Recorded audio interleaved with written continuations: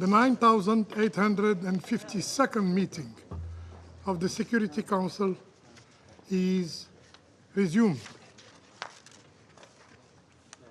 I now give the floor to the representative of Spain.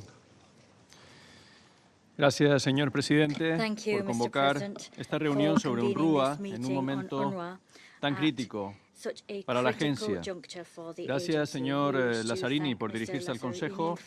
En nombre de Bélgica, Irlanda, Luxemburgo, Malta, Noruega, Eslovenia y España, me gustaría expresarle todo nuestro apoyo a usted y a UNRWA y reconocer su trabajo esencial en toda la región, especialmente en el territorio palestino ocupado. Deseo rendir un homenaje especial al personal de UNRWA en Gaza por su trabajo y sacrificio en la prestación de asistencia y protección a la población civil. Deploramos profundamente la aprobación del 28 de octubre por la Knesset israelí de la legislación destinada a abolir las actividades de UNRWA en el territorio palestino ocupado. Si se aplica, la legislación tiene como objetivo suspender las operaciones de UNRWA en Cisjordania, incluyendo Jerusalén Este, y obstaculizando las operaciones vitales de UNRWA en Gaza. También estamos profundamente preocupados por la notificación a UNRWA para que cese sus operaciones y evacúe sus instalaciones en Jerusalén antes del 30 de enero. Condenamos la retirada de Israel del acuerdo 1967 entre Israel y UNRWA, de 1967 entre Israel y UNRWA, así como cualquier intento de obstruir su capacidad para operar y llevar a cabo su mandato derivado a la Asamblea General, extendido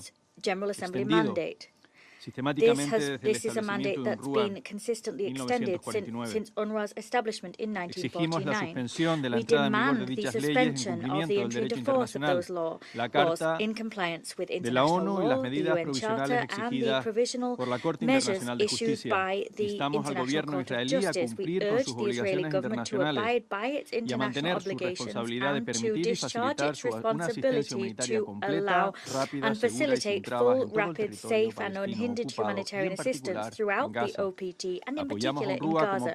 We support UNRWA as part of our humanitarian commitment and born of our staunch defense of and respect for international law, including IHL. UNRWA stands as more essential than ever. It is the very backbone of the humanitarian response in Gaza and is vital in terms of implementing the ceasefire, which will allow the much-needed scale-up of humanitarian relief for thousands of Palestine refugees and civilians. UNRWA provides life-saving support through humanitarian assistance. However, it also ensures the delivery of essential basic services. These include education and healthcare. These services provide dignity and hope for millions of Palestine refugees across the region. These services will be crucial in the reconstruction and stabilization phase. We reiterate our unwavering commitment to a just, comprehensive and lasting peace based on the two-state solution. We will actively support and engage with international partners to produce concrete, irreversible steps towards the two-state solution by reviving a political process to this end. Thank you. I thank the representative of Spain for the statement, and I give the floor to the representative of Cabo Verde. Thank you, Mr. President. I have the honor to deliver this statement on behalf of the members of the Community of Portuguese-Speaking Countries, CPLP, Angola, Brazil, Guinea-Bissau, Equatorial Guinea, Mozambique, Portugal, São Tomé and Príncipe, Timor-Leste, and my own country, Cabo Verde. We would like to thank the Algerian presidency for convening this timely and important briefing. We express deep concern about the implementation of the legislation adopted by the Israeli parliament that threatens to severely hinder UNRWA operations in the occupied Palestinian territory that will take place at any moment. The CPLP expresses its staunch support of UNRWA and its mandate established more than 75 years ago by the General Assembly to alleviate the unresolved question of Palestinian refugees. Its mandate is legal, valid, and continues to be critical to provide Palestinians with essential human services, such as health and education. We express our deep concern over the fate of millions of refugees in the occupied Palestinian territory. Those living in the Gaza Strip have virtually nothing left beyond the agency's capacity to provide humanitarian aid. The Palestinians in the West Bank have been enduring settlement expansion, intimidation, arbitrary violence and detention, and demolitions of property, among other ordeals. In this context, we underline the widespread consensus that UNRWA is indispensable and irreplaceable to assist the Palestinian refugees, particularly when they need it most. Banning UNRWA for operating in the OPT would entail tragic consequences and cancel the hope of hundreds of thousands of children to access education after 15 months of relentless bombing in the Gaza Strip. It would exacerbate tensions in an already unstable political environment and hamper furthermore the possibility of reaching a diplomatic solution for the Israeli-Palestinian conflict. We therefore reiterate our appeal to Israel to freeze the implementation of such laws, including in East Jerusalem, and allow the movement of UNRWA's local staff in the OPT. Continue deconfliction of UNRWA installations in Gaza and the West Bank. Allow UNRWA to continue importing aid assistance into the West Bank and Gaza. We urge all parties to resume a political dialogue in view to implement the two-state solution. The CPLP supports the ceasefire in Gaza, and we expect it can hold permanently. It is due time to go back to the path of diplomacy and seek political solutions for the underlying causes of the conflict. Mr. President, the community of Portuguese-speaking countries calls for the Security Council to act on this matter and to protect UNRWA, keeping its privileges and immunities. UNRWA's fate must be intertwined with the final political solution for the Palestinian question, in line with the relevant resolutions of the Security Council and the General Assembly. Thank you, Mr. President. I thank the representative of Cabo Verde for the statement, and I now give the floor to the representative of Iceland. Mr. President, thank you for calling this meeting on UNRWA, an issue of urgency and importance. And let me also thank Mr. Lazzarini and Mr. Egeland for their inputs this morning. The long-awaited ceasefire in Gaza is an opportunity, in the short term to bring urgent humanitarian aid, in the longer term to help Palestinians rebuild their lives after nearly a year and a half of a devastating war. Gaza has been left in ruins. Most homes and businesses are destroyed. Groundwater is seriously polluted. Schools have been turned into emergency shelters and hospitals flattened. Reconstruction will be a mammoth task.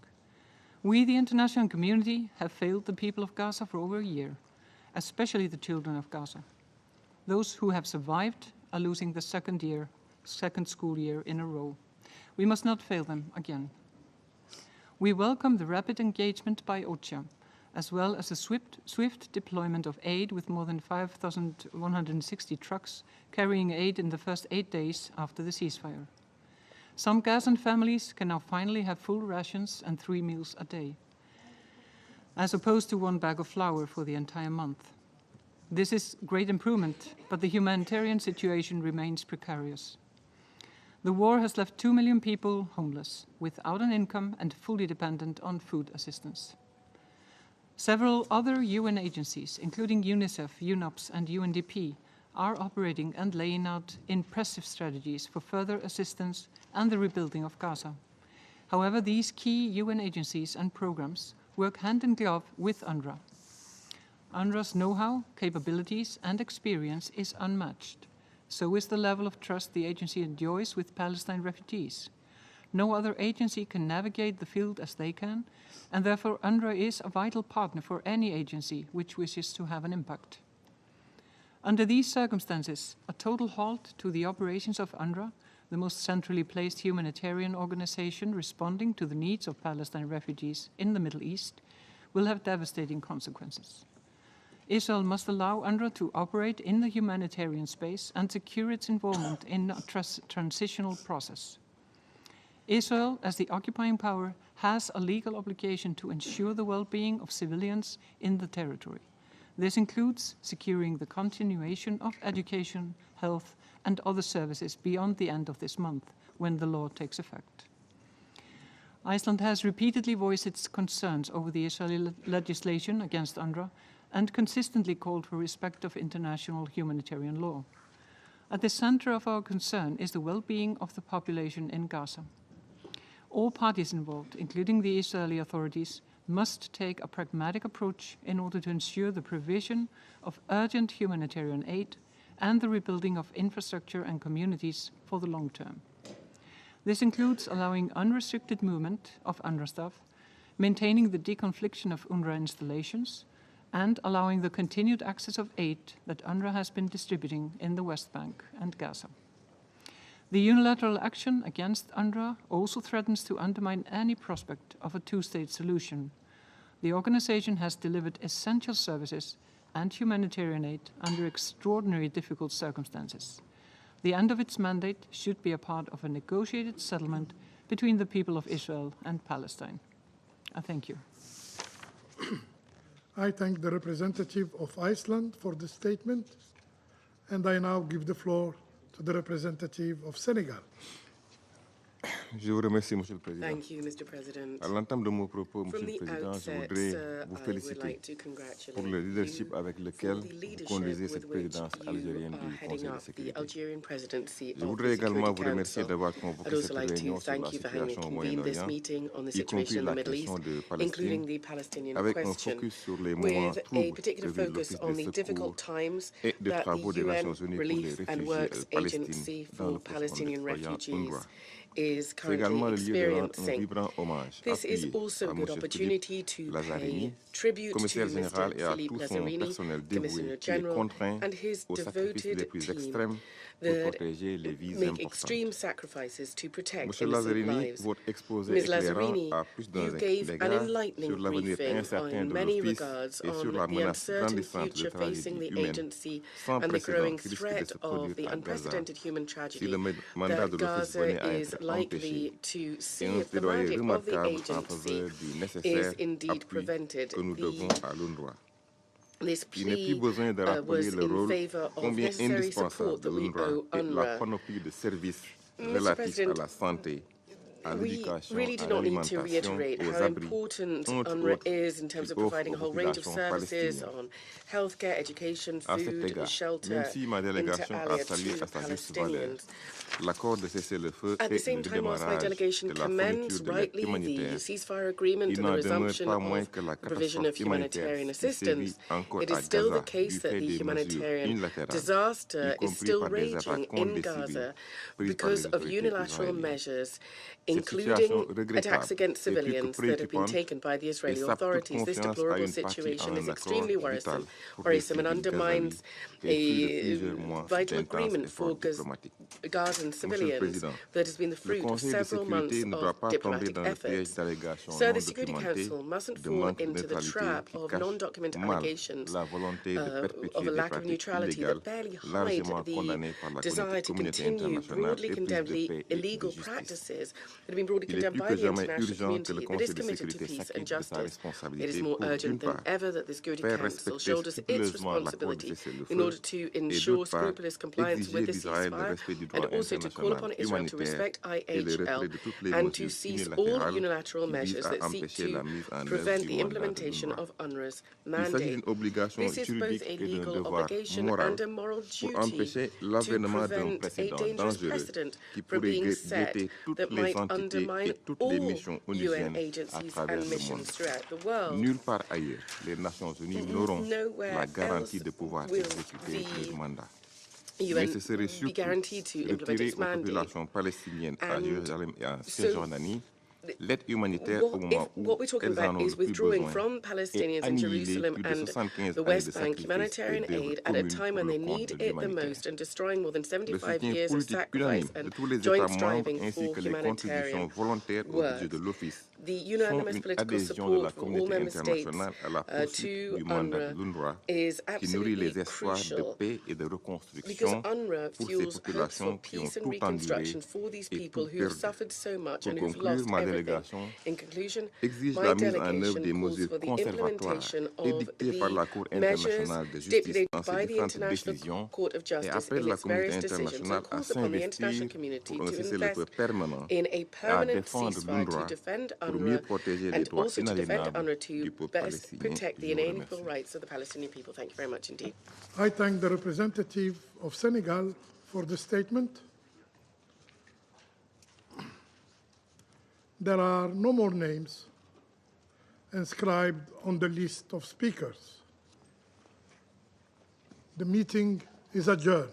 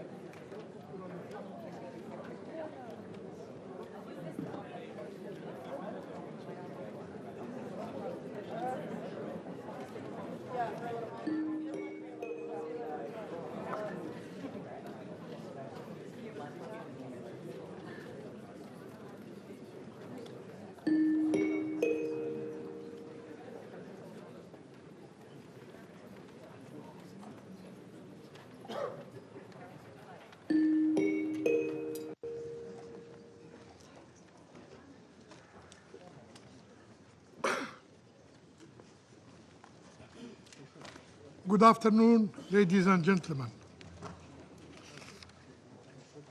The 9,853rd meeting of the Security Council is called to order. The provisional agenda for this meeting is the situation concerning the Democratic Republic of the Congo. The agenda is adopted.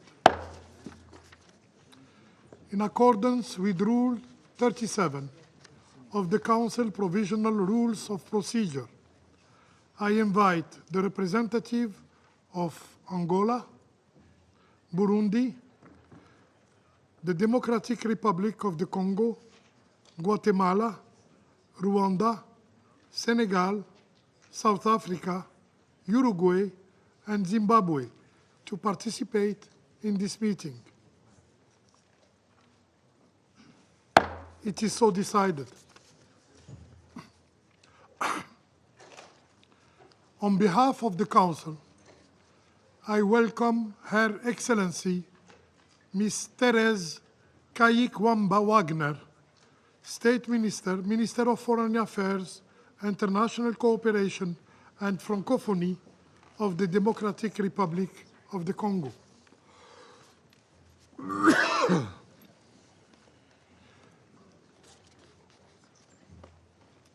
In accordance with Rule 39 of the Council's Provisional Rules of Procedure, I invite Ms. Viviane van de Peer, Deputy Special Representative for Protection and operations of the United Nations Stabilization Mission in the Democratic Republic of the Congo to participate in this meeting.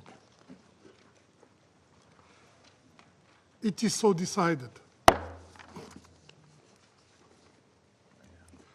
The Security Council will now begin its consideration of item 2 of the agenda. I now give the floor to Ms. Viviane van de Peer. Yeah, it's on and the mic is on. Can you hear them?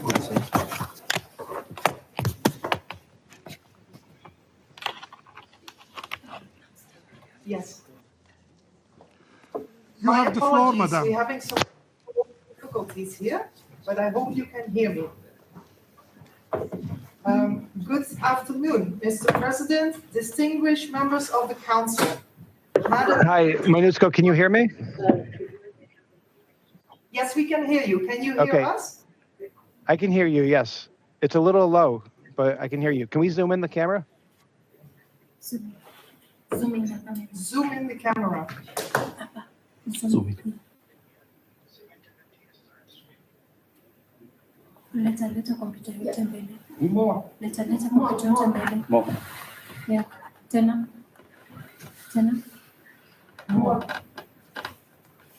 I cannot hear the sound. Sound. No sound. Sound. Yeah, leave the camera there. Yeah, okay. Okay, he's moving right now. Yes, the acting force commander and yes. She cannot hear. I cannot hear them. The president is talking to me. Okay, you're welcome.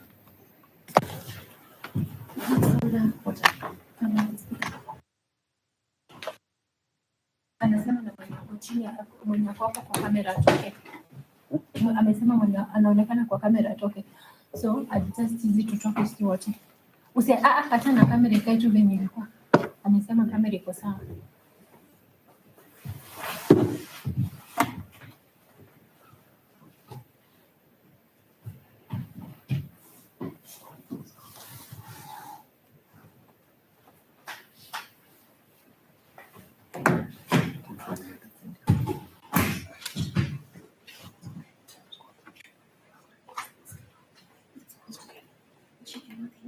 Cannot hear the president.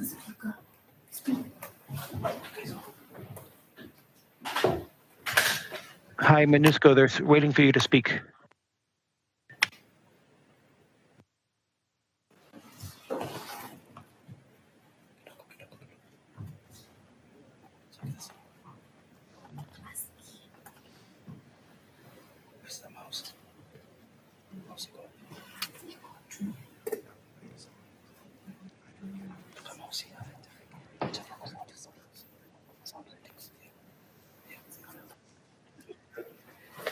Thank you, President. We apologize deeply for these technical difficulties. Can you hear me? You have the floor, madam. Thank you. Mr. President, distinguished members of the Council, Madam Minister of State, Minister of Foreign Affairs of the Democratic Republic of the Congo, Permanent Representative of the Republic of Rwanda, and other distinguished ambassadors and representatives. Thank you for convening an emergency meeting of the Security Council to follow up on the situation in Goma. Allow me to share with you our understanding of the current situation and the implications for MONUSCO. The escalating clashes in eastern DRC have resulted in massive displacement.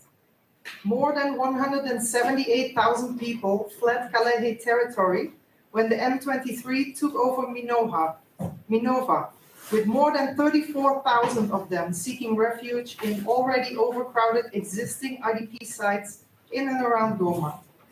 This surge has exacerbated an already dire humanitarian situation and also a protection situation, overwhelming Goma's infrastructure and compounding challenges related to water, electricity, and medical services. Despite the deliberations and the appeal by member states at the Emergency Security Council meeting on 26 January, The M23 RDF launched an attack on Goma using heavy direct and indirect fire within hours after the conclusion of the Security Council meeting. These attacks continue to ravage the city, killing, injuring, traumatizing, and displacing civilians and exacerbating the crisis. In accordance with its obligations under international humanitarian law, during the last few days, MONUSCO has received a large number of people seeking refuge, including officials and various elements who have surrendered their arms, which underscores once again the critical role of peacekeeping in such a volatile environment. The mission's human rights component also continues to receive requests for individual protection measures from human rights defenders and civil society organizations, and is working internally and with external partners to ensure their safety. However, MONUSCO's bases are not able to accommodate the large number of surrendering elements and civilians seeking refuge.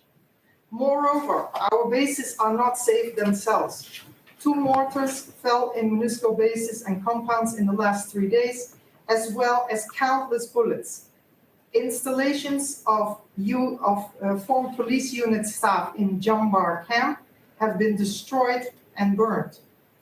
MONUSCO is storing voluntarily relinquished or abandoned weapons in accordance with international standards. MONUSCO is taking concrete steps to secure these weapons surrendered by various fighting elements to avoid any possible scenario where the mission could be put under pressure to hand over those weapons to any group. Casualty evacuation efforts remain a significant challenge. During the fighting in Sake, which began 4 days ago, peacekeepers were seriously injured. We continue to do our utmost to ensure timely evacuation of injured peacekeepers and other casualties to a level 3 hospital in Goma, despite continuing challenges. The fighting of the past week has also severely hampered supply convoys and consumed many resources held by MONUSCO's units.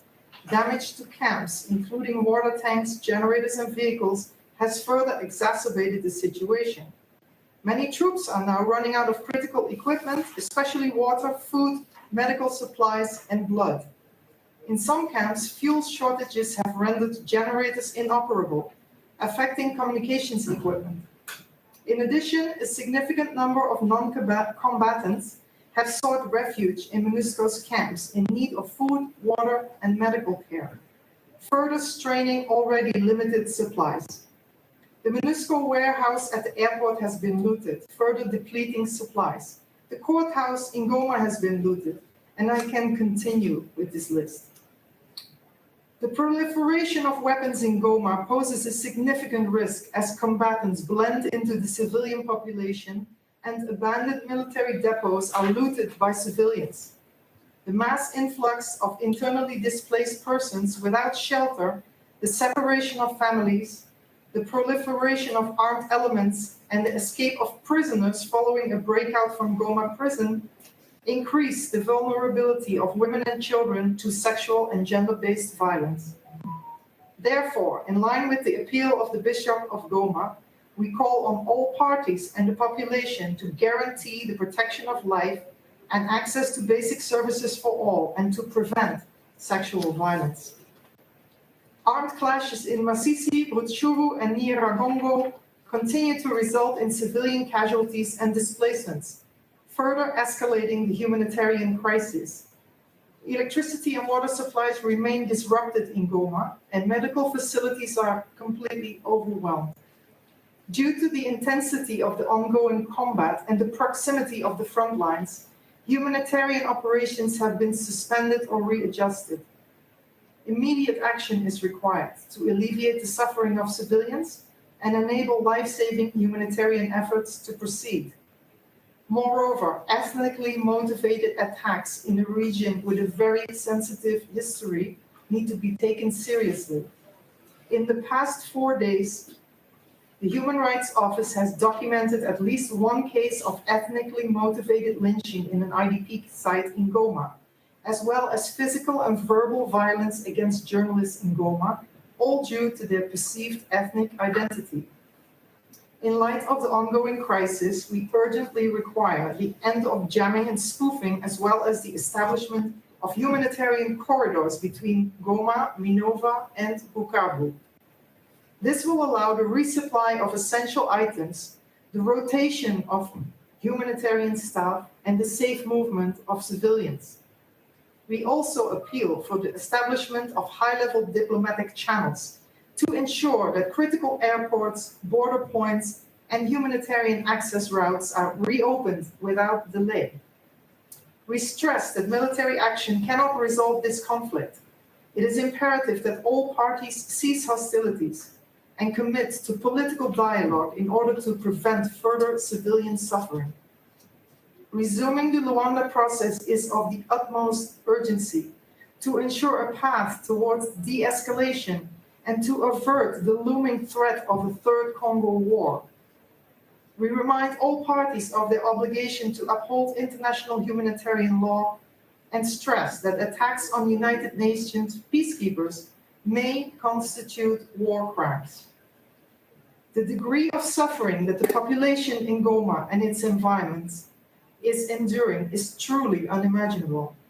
Let us please draw on our humanity and do our utmost to bring an immediate end to such levels of violence and suffering. In conclusion, the situation in Goma requires urgent and coordinated international action. Despite the significant challenges, MONUSCO continues to play a vital role in this crisis in the Eastern DRC and has proven to be a beacon for myriad vulnerable groups seeking protection. However, the mission is challenged in ensuring the safety of its staff and premises, which has been severely impacted by the heavy direct and indirect fire used in these last few days, and to address the logistical, human rights, and humanitarian challenges we are all facing to ensure the mission's continued effectiveness.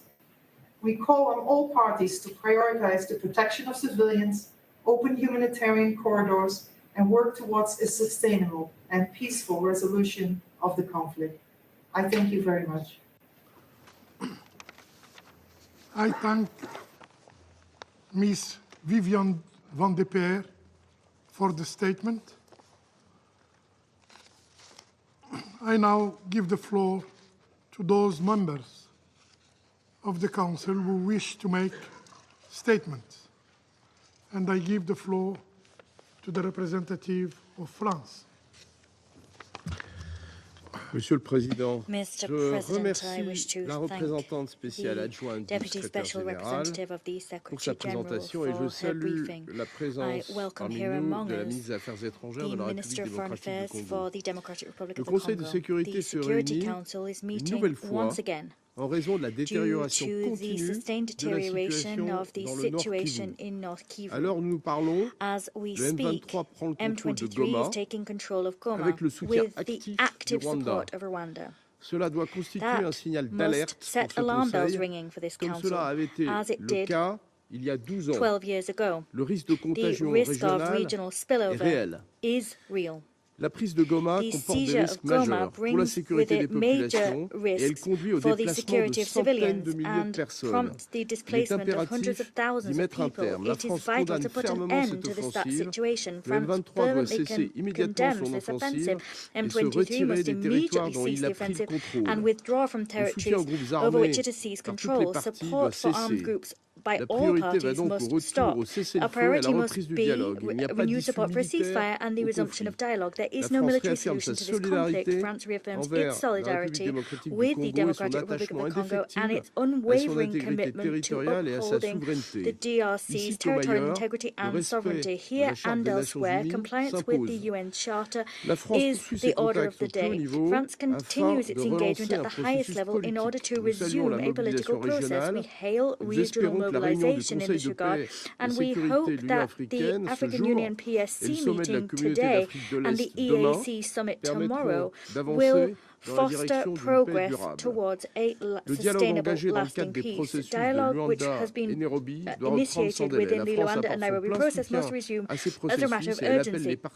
France supports these regional processes and call upon parties to uphold their commitments entered into within the Luanda process. These are as follows: the withdrawal of Rwandan troops from Congolese territory and the implementation of the plan to dismantle the Democratic Forces for the Liberation of Rwanda, the FDLR. Finally, France wishes to forcefully reaffirm its support for MONUSCO. MONUSCO's mandate was unanimously renewed on the 20th of December. We condemn attacks waged by M23 against MONUSCO. These attacks have claimed the lives of several blue helmets in recent days. We convey our condolences to their family members.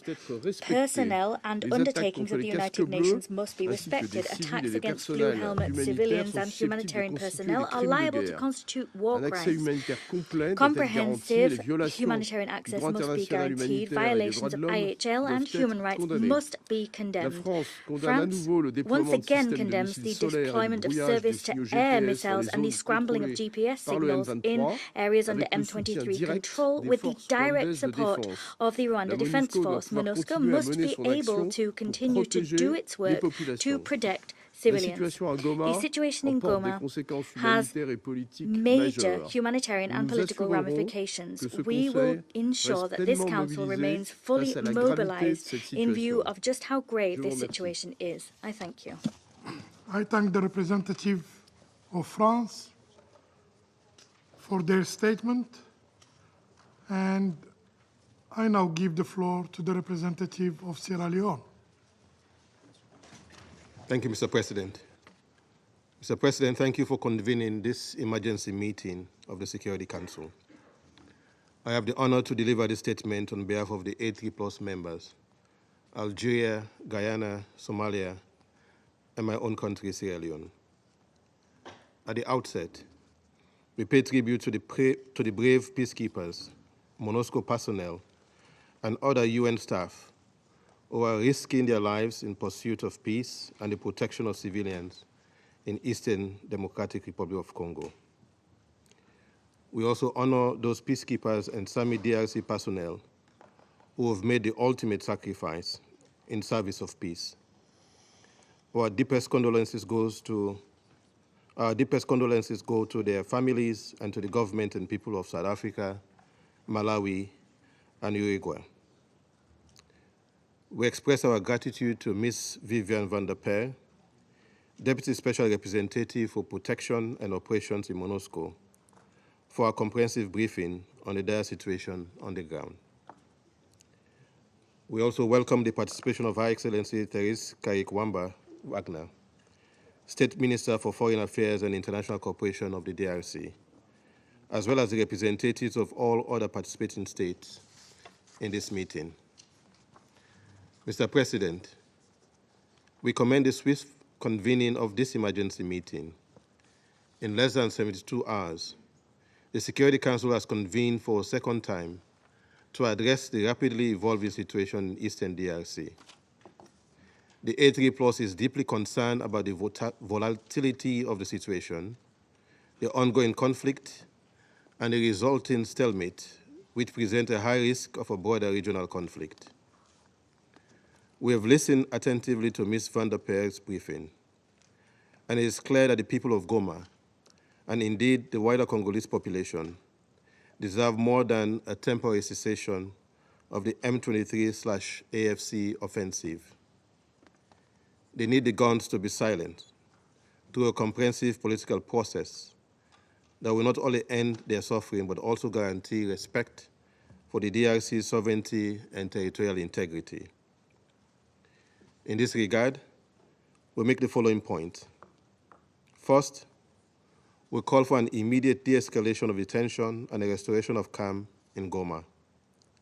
We urge the M23-AFC to cease its advances and for all parties to exercise the utmost restraint to ensure the protection of civilians. Given the unpredictable and volatile nature of the situation in Goma and surrounding areas, it is imperative that all efforts, whether from MONUSCO or other actors, focus on safeguarding the population from harm. Given Goma's critical role in facilitating access to the region, all efforts to protect civilians must also address the need for humanitarian access, as well as the safety and security of UN peacekeepers and SAMI DRC personnel.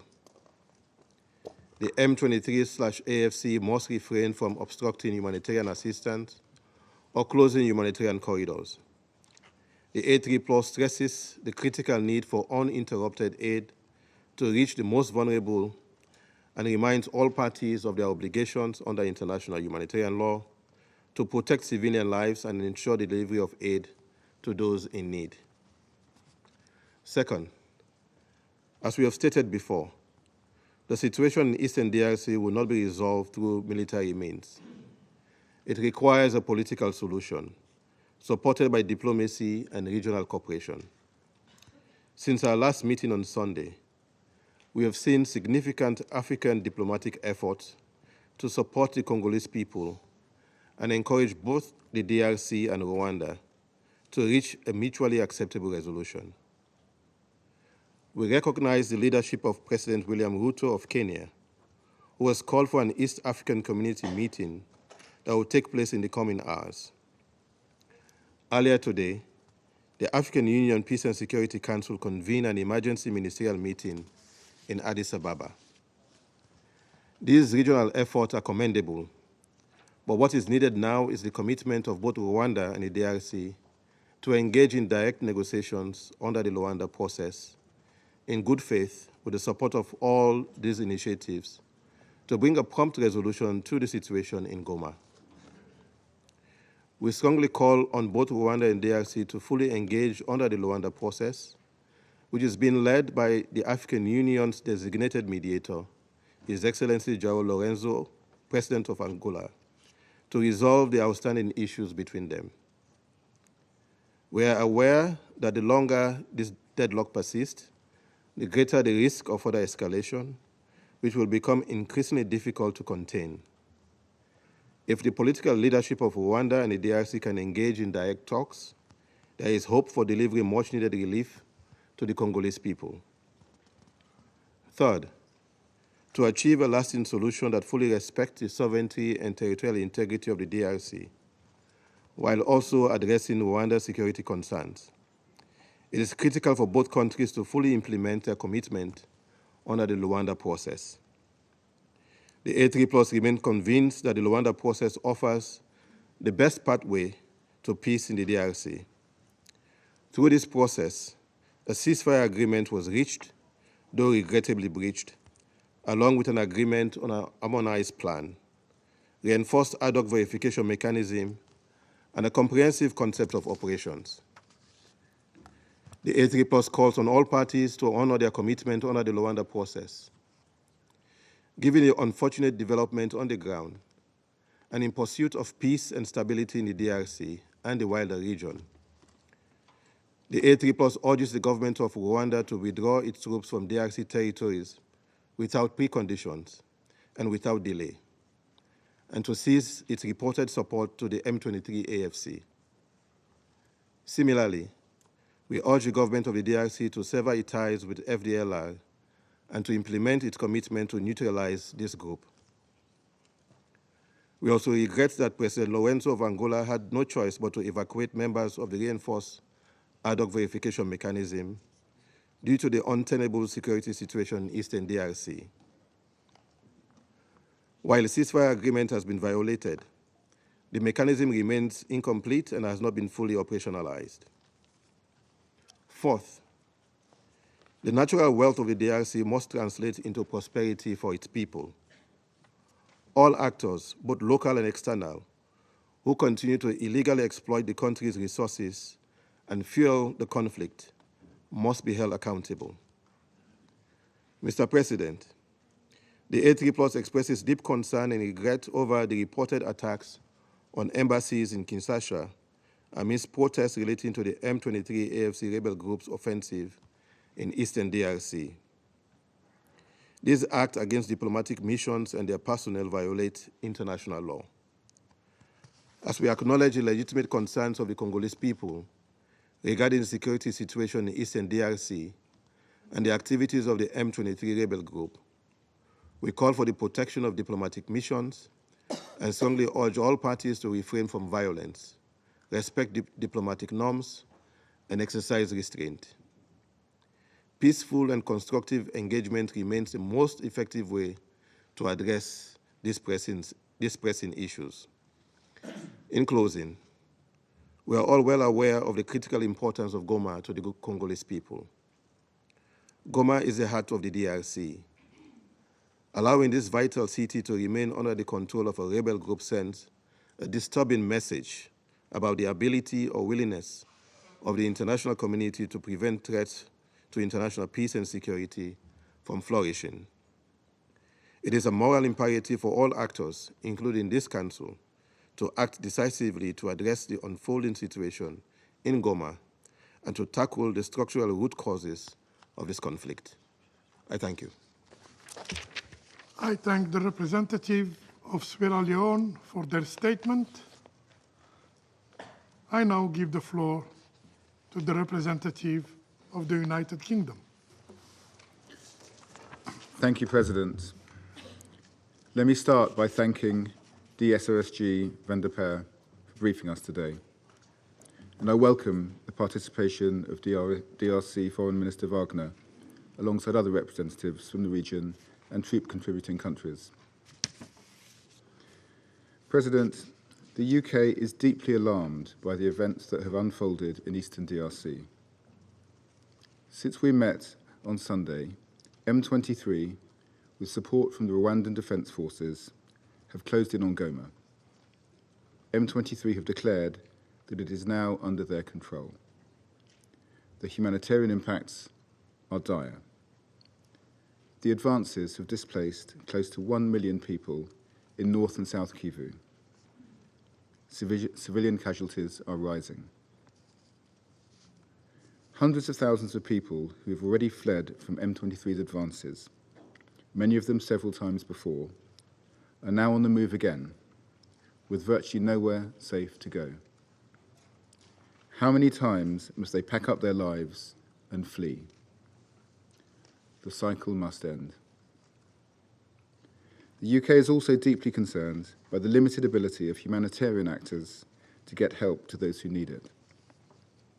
Key humanitarian routes, land, water, and air, are closed, and hospitals are overcrowded, with staff risking their own lives to provide emergency assistance.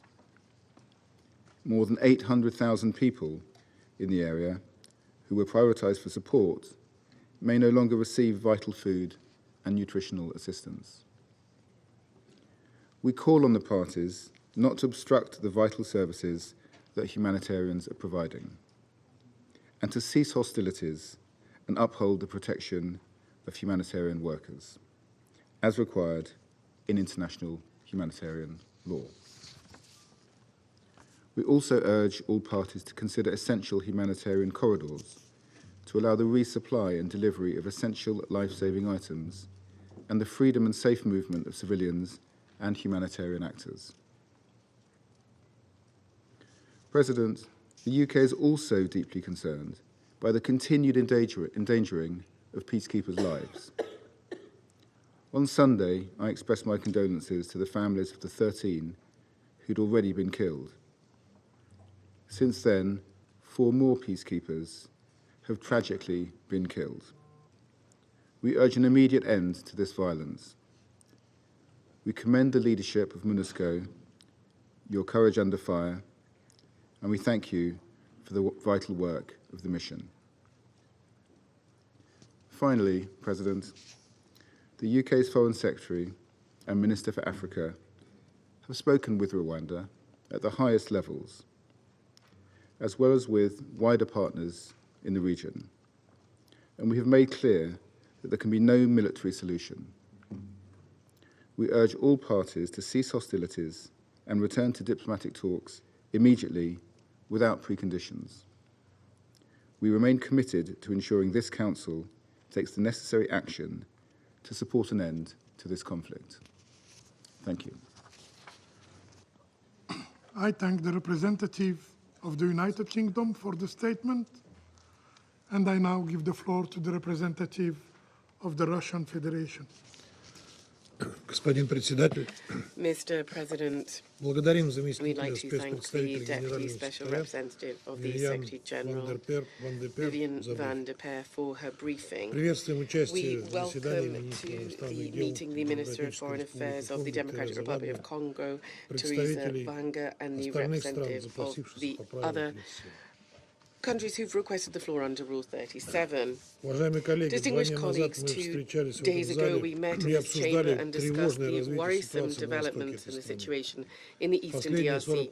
Over the past 48 hours, the situation has significantly deteriorated, especially with the seizure of Goma, where there are more than 1 million civilians located. Russia firmly condemns the actions of M23. We call for a swift cessation of hostilities and a withdrawal of the rebels of the illegal armed formation from the towns, villages and territory they have seized. We also urge external forces to cease their support for M23 and to recall their military units. There's a need without delay to resume the negotiation process in Luanda. We must not allow a spillover of the escalation which could threaten the lives of people on both sides of the border and is likely to turn into an interstate conflict on a regional scale. We are seriously concerned by the humanitarian repercussions of what's going on.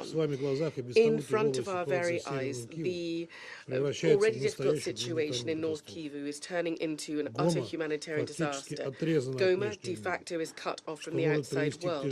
This may have serious consequences for the inhabitants of the town and the IDPs who have fled there. Once again, we would like to express our condolences to the families of the civilian victims of the DRC, the UN peacekeepers, and the fallen SADC soldiers. We stand in solidarity with the governments of the DRC and those states who've lost their service personnel. We wish their speedy recovery. We'd like to underscore that Russia unequivocally condemns the attacks on peacekeepers. It's absolutely unacceptable. We firmly support the UN peacekeeping mission in the stabilization mission in the DRC, its leadership and the Blue Helmets. We also condemn any attacks and acts of aggression regarding international diplomatic representation. Such actions have absolutely nothing whatsoever to do with peaceful demonstrations. We urge Kinshasa to ensure the protection of foreign missions and diplomatic staff, pursuant to the Vienna Convention and its international obligations. The violence in eastern DRC needs to stop. However, there's no military path to resolve this crisis. It is absolutely clear that this is only possible as a result of political agreements. We're convinced that the Luanda process remains the best forum where agreements can be reached. We carefully listened to the representative of Angola during the meeting of the Council on Sunday. Angola clearly stated that the only obstacle to preventing a signature of a reconciliation document between Kinshasa and Kigali was the issue of cessation of government interaction with the illegal armed formations, and primarily with the M23. Without settling the status of this group as part of the intra-Congolese dialogue, any attempts to improve the situation between the DRC and Rwanda will not bear lasting fruit.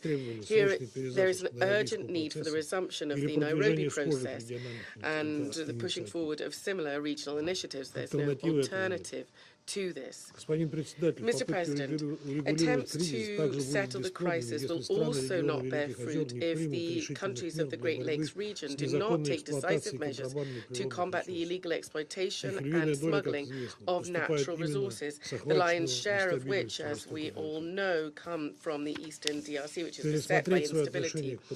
There's a need for extra-regional players and large transnational corporations to review their relationship with the use of these resources, because in their interest there's this ongoing illegal supply of blood minerals. These states have all instruments available to them to stop the hot phase, so to speak, of the conflict and to exert pressure on the parties so they return to negotiations. They must be harnessed to protect people's lives and to stop the suffering of hundreds of thousands of civilians. Unfortunately, we've all seen that the state statement of the Council has not stopped the M23 and those who support this group from seizing Goma and continuing their hostilities. Russia, from its side, will do everything possible, including through here in the Council, to stop the escalation and to restore prospects for diplomatic settlement in the interest of stabilizing the situation in the eastern DRC. Thank you very much indeed. I thank the representative of the Russian Federation for the statement. I now give the floor to the representative of the United States. Thank you, President. Thank you, DSRSG, Vivian van de Peer, for your briefing on the unacceptable events of the last 48 hours. The United States condemns the seizure of Goma and urges this Council to consider measures to halt the territorial advances by Rwandan troops and M23. We stand in firm support of the Congolese people and of the sovereignty and territorial integrity of the DRC, and urge Rwanda to respect the same. At the same time, we are watching with concern and deplore the destruction of diplomatic facilities in Kinshasa, and call on the DRC government to respect its obligations to protect diplomatic premises and personnel. We call for an immediate ceasefire and end to this fighting. Rwanda must withdraw troops from the DRC. Rwanda and the DRC must return to the negotiating table and work toward a sustainable, peaceful solution. We remain deeply concerned about the human rights abuses, displacement, and other impacts on Congolese civilians suffering the brunt of this fighting. Civilians, including the growing number of IDPs and refugees in Sake, Goma, and beyond, must be protected. More than ever, humanitarian actors must be allowed to operate freely and deliver life-saving aid. The rights of all Goma's inhabitants, including former combatants, must be respected. We are similarly concerned that M23's and Rwanda's ongoing advances are opening up a bloody new front to this conflict in South Kivu, which no longer benefits from the roles MONUSCO assumed in the past to protect civilians and facilitate humanitarian assistance. We must not allow this violence to spiral into a wider regional conflict, which would incur a horrific human toll. We mourn all the Congolese who have lost their lives in this fighting. We also extend heartfelt condolences to the countries and families of UN peacekeepers and SAMI DRC troops lost during these attacks. We applaud MONUSCO for its commitment to protect civilians and the bravery and professionalism demonstrated by peacekeepers in recent weeks. As we have said before, Rwanda's support to M23 remains wholly at odds with its robust support to UN peacekeeping.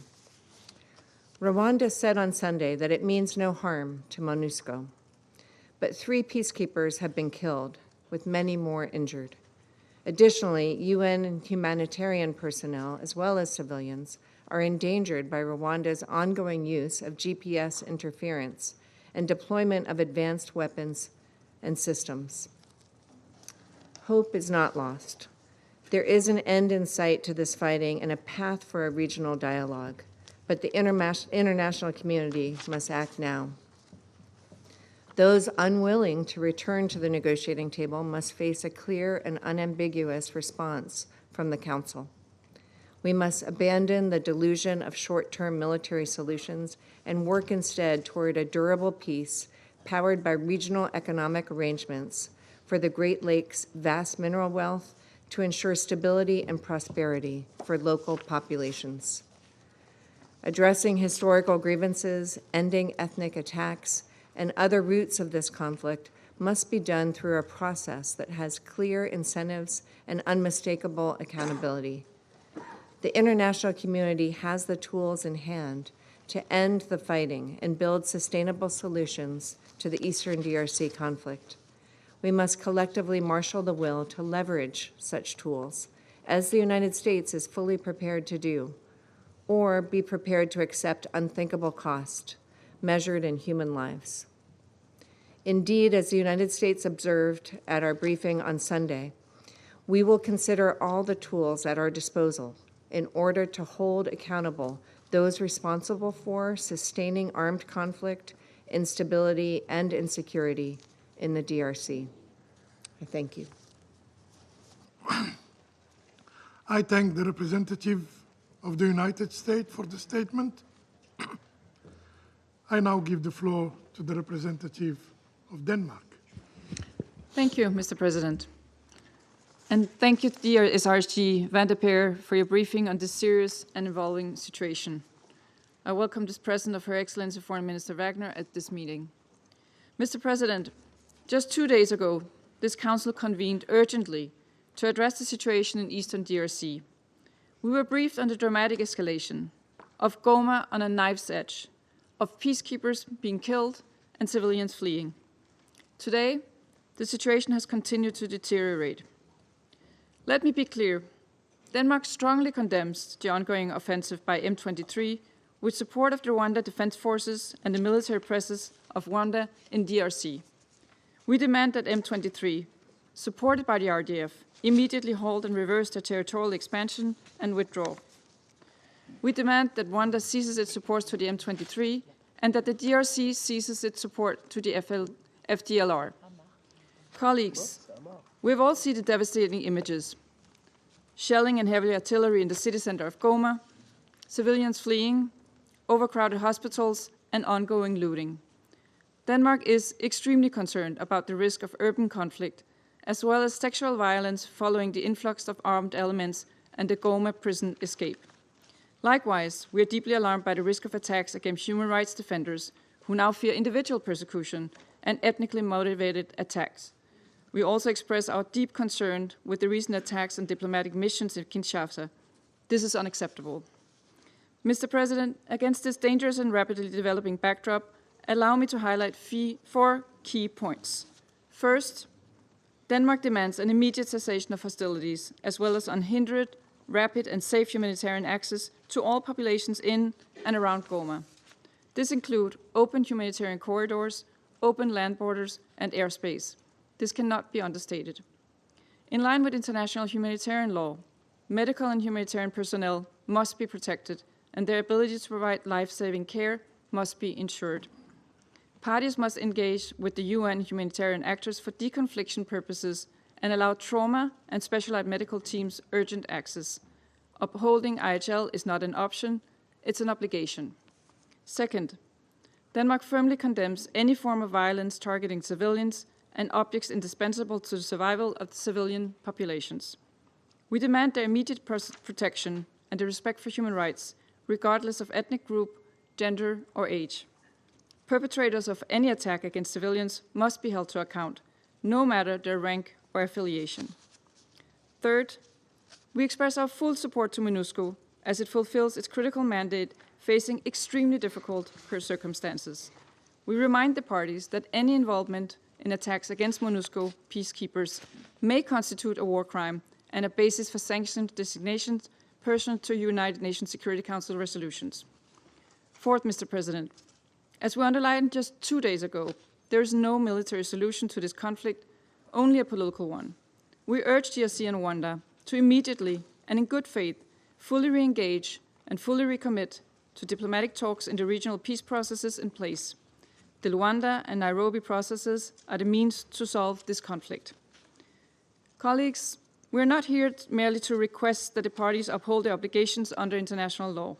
When these obligations are consistently violated, it is incumbent upon us to consider all appropriate tools at the Council's disposal.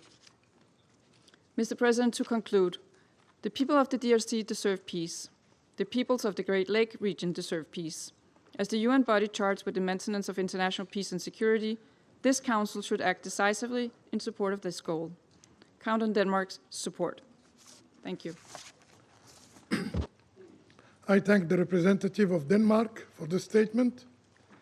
I now give the floor to the representative of Slovenia. Thank you, Mr. President. We thank Algeria for convening this urgent meeting. We also thank Ms. Van der Peer for her briefing. Mr. President, just 2 days ago, this Council condemned the advances of M23 and demanded that the offensive and advances towards Goma immediately stop. Unfortunately, the developments since then have only confirmed our fears.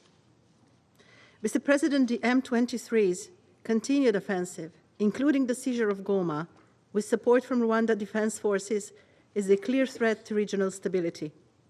We strongly condemn these actions. Slovenia renews its demand for the immediate ceasefire and the unconditional withdrawal of M23 from the occupied territories.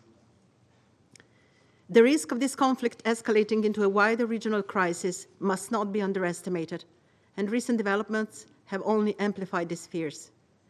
Our message is clear. The violence must stop, and diplomacy must take the lead.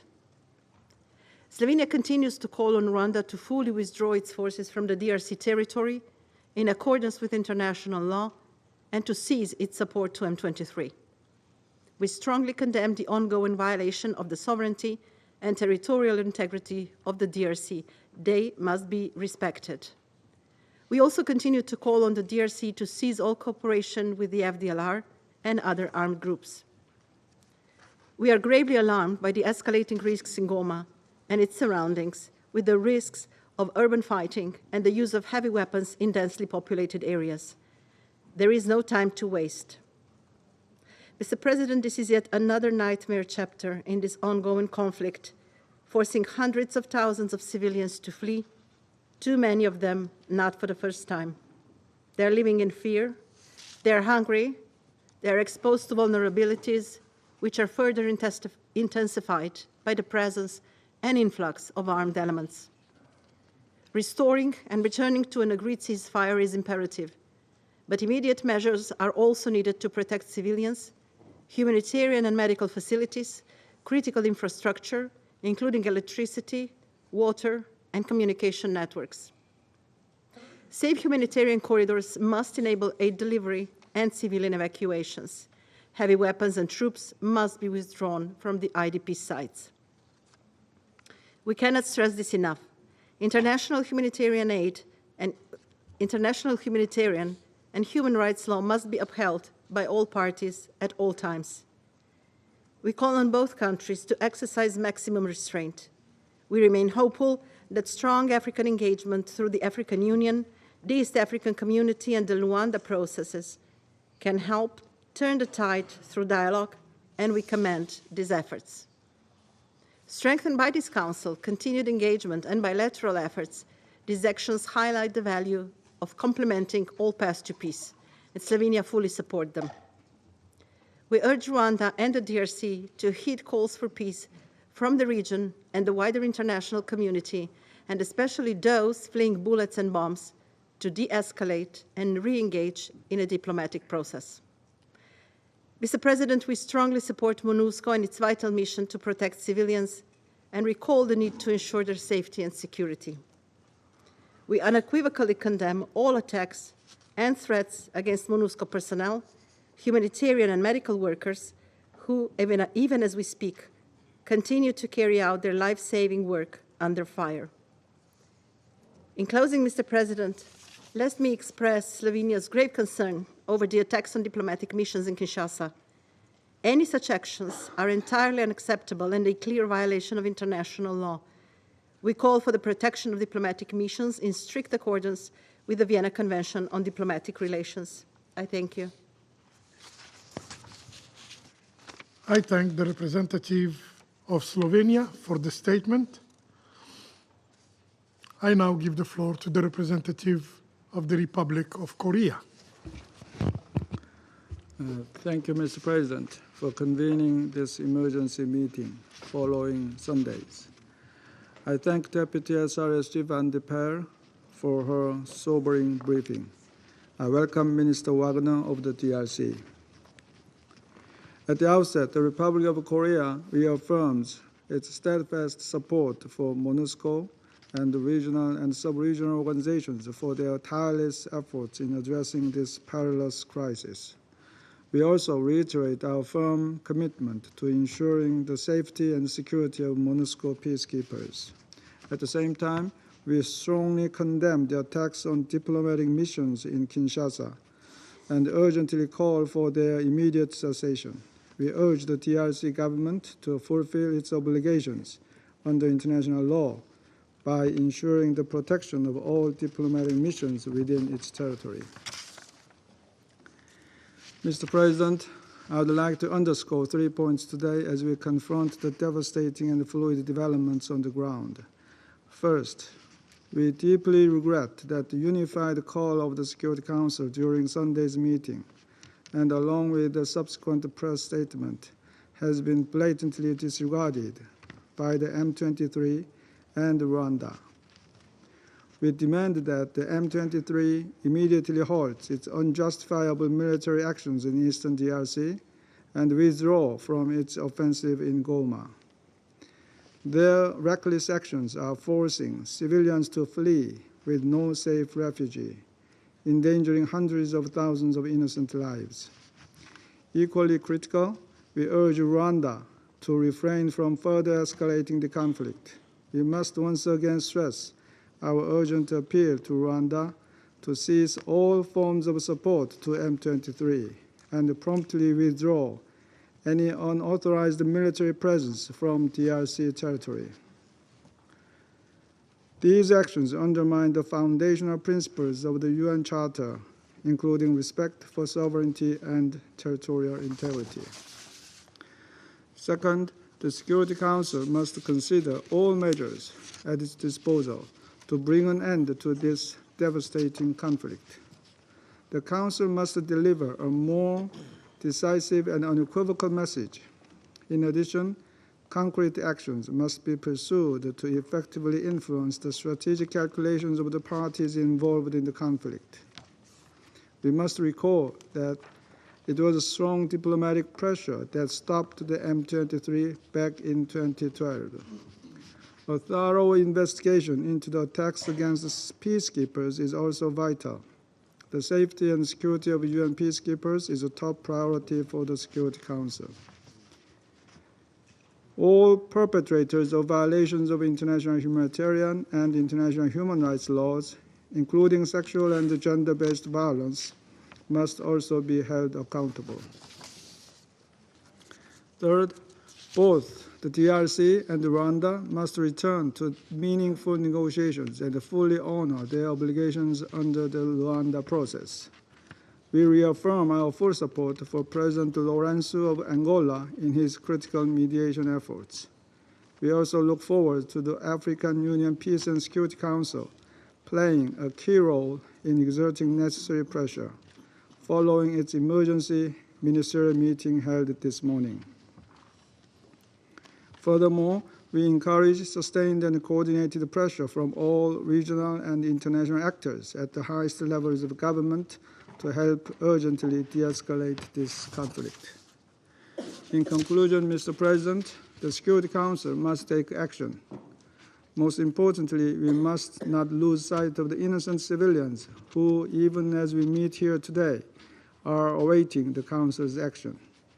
The Republic of Korea remains steadfast in its commitment to constructive engagement, working collectively to swiftly and decisively overturn the consequences of unlawful military actions. Thank you, Mr. President. I thank the representative of the Republic of Korea for the statement, and I now give the floor to the representative of China. Thank you, President. At the outset, President, I'd like to thank you for convening this emergency meeting. I thank DSISG Van der Berg for the briefing. I welcome the Foreign Minister, Kayi Kwamba of DRC, to the meeting today. Since Council's Sunday consideration of the situation in eastern DRC, the ground situation has taken a nosedive. M23 overrun Goma, the capital of North Kivu province, causing massive civilian displacement and increasing the risk of a greater conflict. The developments are deeply worrying. China reiterates our firm support for the sovereignty and territorial integrity of the DRC and opposition to any violations of the UN Charter and international law. China demands that M23 to immediately cease all hostilities and withdraw from Goma and other occupied areas. China hopes that Rwanda attaches importance to the calls from SG Guterres and relevant African countries stop military support for M23 and immediately withdraw all its military forces from the territory of the DRC. We urge parties to the conflict to abide by international humanitarian law and to protect the security of civilians and civilian infrastructure. Meanwhile, the security of foreign nationals and institutions in DRC should be protected too. China once again strongly condemns M23's attacks against UN peacekeepers. We salute MONUSCO for sticking to its post under extremely dangerous circumstances and support its continued activities, including protection of the civilians pursuant to the mandate of the Security Council. We reiterate that any attacks targeting UN peacekeepers are unacceptable and urge parties to refrain from any actions that may endanger peacekeeping camps and peacekeepers. President, it should be underscored that there is no military solution to the issue of Eastern DRC and that diplomatic negotiations are the only way out. China supports the leaders of Angola, South Africa, Kenya, among others, in conducting emergency communication with countries concerned, and welcome East African Community's announcement of a forthcoming emergency meeting. We call on Rwanda and the DRC to return to the track of diplomatic dialogue as soon as possible and to implement the mutual commitments made under the Luanda process, including commitments to neutralizing FDLR. We hope the two countries can actively respond to the mediation efforts of the international community and regional countries and maintain dialogue and negotiations to resolve concerns. At present, the situation in Eastern DRC is at a critical juncture fraught with peril. China supports the Security Council in keeping its unity, taking necessary actions to create favorable conditions to prevent the situation from worsening further and to push for political settlement. I thank you. I thank the representative of China for the statement. I now give the floor to the representative of Pakistan. I thank you, Mr. President. Mr. President, we thank you for convening this meeting on this urgent topic. We thank Deputy SRSG Vivian van der Peer for her valuable briefing. We also welcome the participation of the Foreign Minister of the DRC in this meeting, as well as the permanent representatives of Rwanda, Uruguay, Angola, Guatemala, Zimbabwe, and Burundi. Mr. President, since we met on Sunday, the M23 has largely seems to be in control of Goma. Thousands of people are currently fleeing their homes, adding to the millions already internally displaced in Eastern DRC. Many UN and other peacekeeping troops are still encountering mortar and small arms fire. 3 UN peacekeepers have lost their lives and 22 have been injured. Sami DRC has also taken fatalities and casualties. We once again express our deepest condolences to the families of the fallen peacekeepers and pay tribute to their bravery, and especially those who died in the line of duty. I would like to make the following points. First, we strongly condemn M23's offensive on Goma. It must immediately stop its advance and vacate all territories it has occupied. We condemn the violations of the sovereignty and territorial integrity of the DRC. All foreign forces must be withdrawn from the territory of the DRC. Second, the M23 siege of Goma has grave humanitarian consequences.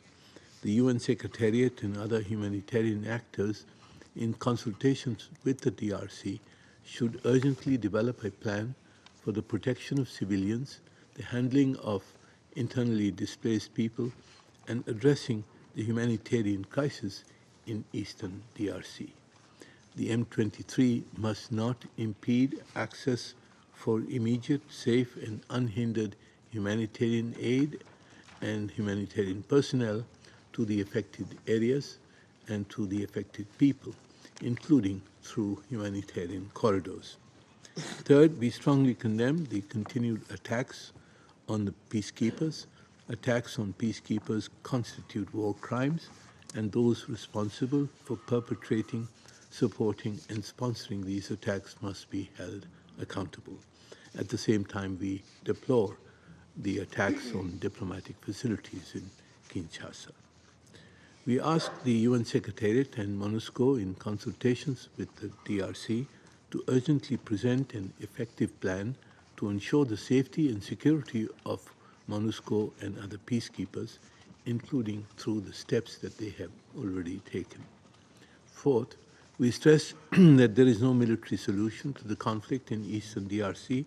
We call on Rwanda and the DRC to cease hostilities and to immediately revive the Luanda process of dialogue under the mediatory leadership of President Lorenzo of Angola. The understandings reached under this process, that is the neutralization of the FDLR and the withdrawal of Rwandan forces from DRC, should be maintained and implemented even as the challenge posed by the M23 is confronted and resolved. We hope that the reconciliation within DRC will be achieved, especially through the Nairobi process.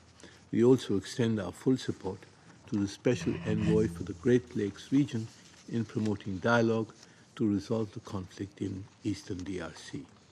Fifth, we appreciate the communiqué issued today by the African Peace and Security Council on the situation in DRC, in eastern DRC.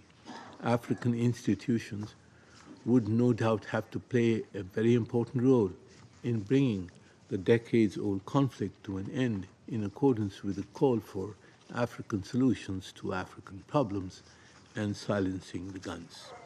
Sixth, the Security Council and the Secretary General will need to evaluate the future role of MONUSCO in the evolving circumstances in eastern DRC. In our view, the mission must be maintained and its mandate reviewed and adapted to respond to the new circumstances and operating environment. The mission will need to be adequately reinforced and equipped to discharge its current or modified mandate. Finally, Mr. President, we once again call to address the issue of the illegal exploitation of the DRC's natural resources, which is the root cause of this conflict. I thank you, Mr. President. I thank the representative of Pakistan for the statement. I now give the floor to the representative of Greece. Thank you, Mr. President. I would like to thank Ms. van der Per, Deputy SRSG, for briefing us on this urgent meeting today and commend the courage of all of MONUSCO's personnel in these very difficult circumstances. I would also like to welcome the participation of the Honorable Foreign Minister of the Democratic Republic of the Congo in our meeting. Mr. President, allow me to emphasize 4 key points. First, we strongly condemn the capture of the town of Sake on January 23rd and the invasion of Goma on January 27th by M23. We reiterate that the sovereignty, unity, and territorial integrity of the DRC must be fully respected. The presence of Rwandan troops on the territory of DRC and the support to the M23, as also stated by the Secretary General on January 26, are very concerning and are strongly condemned. We call on Rwanda to cease its support to the M23 and to withdraw its forces now. Second, we call for urgent de-escalation, and we stress that it is more imperative than ever that particularly Rwanda and DRC commit to the ceasefire as agreed last August, re-engage the political dialogue, and implement all decisions and commitments agreed under the Luanda process. Greece will continue to support African-led initiatives and welcomes the emergency ministerial session on the conflict in Eastern DRC convened today by the African Union Peace and Security Council and the upcoming meeting of SADC tomorrow. We call DRC and Rwanda to return immediately to the table of negotiations. Third, we are deeply concerned about the grave humanitarian security consequences of the M23 offensive in North Kivu. All parties must respect international humanitarian law and ensure unrestricted humanitarian access.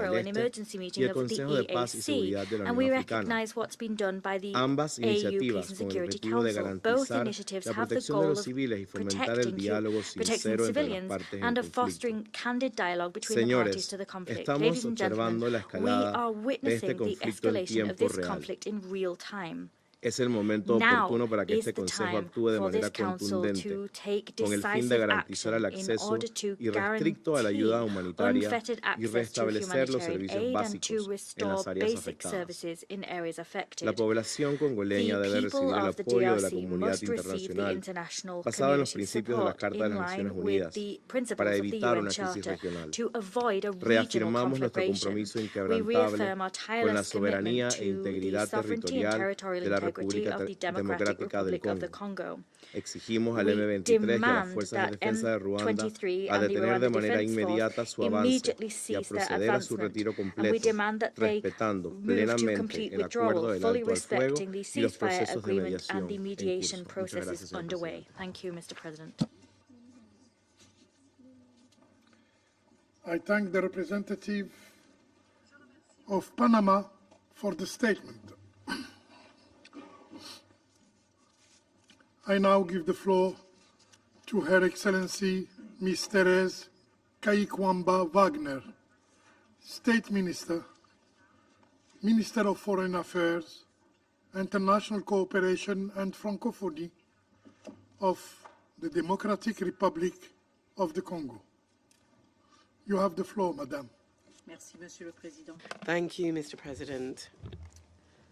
Monsieur le Président, distingués membres du Conseil, permettez-moi au nom du gouvernement et du peuple de la République démocratique du Congo d'exprimer mes remerciements I would like to pour la convey my convocation de cette thanks seconde réunion for convening en this 48 heures second meeting in sur la 48 situation hours sécuritaire dans mon on the pays. security situation in my country. Je tiens à saluer I would l'engagement de la also like présidence to algérienne du commend Conseil, the commitment of the Algerian ainsi que les efforts presidency of the constants Council de ceux qui, and the malgré ongoing les vents efforts of contraires, those œuvrent sans who, relâche pour la despite paix et strong la sécurité headwinds, internationale. are striving unfailingly for Avant de international poursuivre, peace and permettez-moi de security. saluer le sacrifice Before I ultime continue, I would consenti like to au commend cours des the dernières ultimate 48 heures par les sacrifice soldats made de la paix over de the la past MONUSCO 48 hours et de la by SAMI DRC peacekeepers en of République démocratique MONUSCO du and Congo. SAMI DRC in the Je rends également DRC. hommage au I would also courage like to et pay à la tribute résilience to des the forces courage and armées de la resilience République of the démocratique du Congolese Congo, armed forces, ainsi qu'à la mémoire des and populations I'd civiles like to pay tribute to congolaises those Congolese victimes civilians de l'assaut who have been impitoyable victims du of the Rwanda. merciless attack by Rwanda. Nous, la République We, the démocratique du Congo, Democratic Republic of reconnaissons Congo, également recognize also les pertes en vie humaine the parmi les soldats losses rwandais amongst au cours Rwandan des affrontements, soldiers during the clashes, tandis que le Rwanda whilst persiste Rwanda is obstinément à imposer son faux obstinately récit, insisting prétendant on ne pas mener une its guerre en false République narrative, démocratique claiming du that it Congo. is not conducting a Cette war in the position DRC. coûte cher aux This familles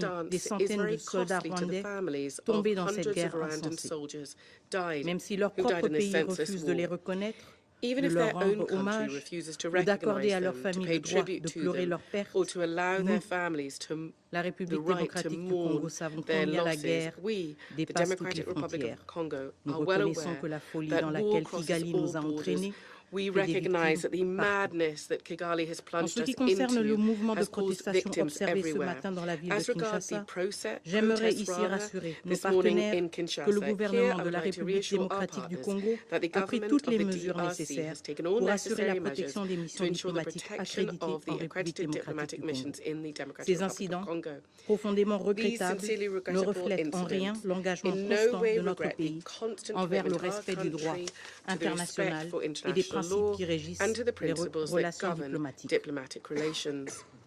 Aujourd'hui, si nous sommes ici encore une fois, en moins de 48 heures, nous devons impérativement avoir le courage de nous poser cette question. Quel impact concret la déclaration de ce Conseil, quel était l'impact concret de la déclaration de ce Conseil du 26 janvier? Monsieur le Président, à Goma, les forces armées de la République démocratique du Congo, soutenues par la MONUSCO et les troupes de la SADC, continuent à bravoure à combattre. Mais cette défense héroïque et déterminée ne saurait masquer l'ampleur du drame. Une fois de plus, les soldats de la paix, dont 4 soldats sud-africains de la SAMI DRC, ont payé le prix ultime de leur détermination. Ces victimes de plus ne sont autres que le résultat d'actes criminels constitutifs de crimes contre l'humanité, de crimes de guerre perpétrés par les RDF en toute liberté et sous silence de ce Conseil. Mesdames et messieurs, permettez-moi une parenthèse. Parmi les 4 valeureux casques bleus sud-africains tombés à Goma, l'un d'entre eux n'a pas succombé directement pendant le combat, mais il a succombé à ses blessures. Ce drame illustre tragiquement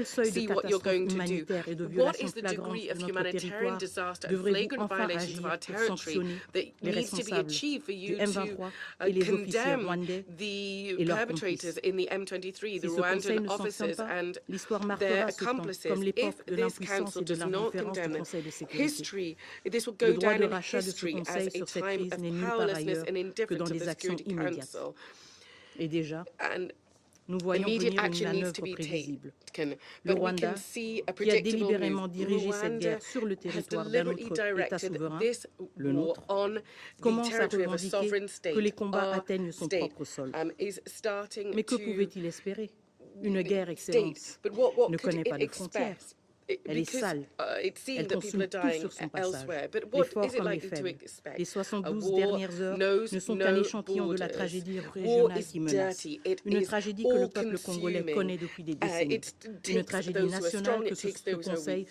Over this past 72 hours, we've seen a regional tragedy that could have been prevented if the Council had been able to take action. Some people, sir, would like to make believe that inaction is an African solution.